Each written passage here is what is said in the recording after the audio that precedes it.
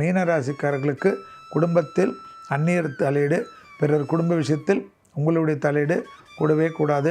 கணவனாக இருந்தால் மனைவியின் உடல்நிலை, மனைவியாக இருந்தால் கணவனின் உடல்நிலை அதிக கவனமாக பார்த்து கொள்வதும், 7.5 சனியில் ஜென்ம சனி காணப்படுவதனால் கண்டிப்பாக உடற்பயிற்சிகள் மிக மிக முக்கியமான அமைப்பு என்பதையும், பதட்டமோ மன அழுத்தமோ குழப்பமோ தூக்கத்தை கெடுத்து கொள்வதோ, செல்ஃபோனிலே அதிக நேரம் முழித்து கொண்டிருப்பதோ கூடவே கூடாது.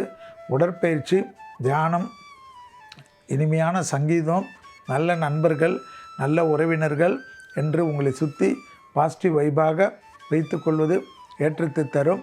பூர்வீகத்தில் இருந்த பாதிப்புகள் பரிபூர்ண நிவர்த்தி ஏற்படும்.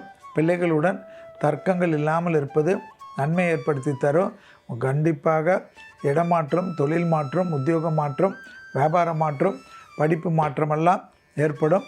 டக்குன்னு சுபகாரியத்திலிருந்த சிக்கல்கள் தீர்வது ஆச்சரியத்தக்க அளவுக்கு முன்னேற்றத்தை ஏற்படுத்தி தரும்.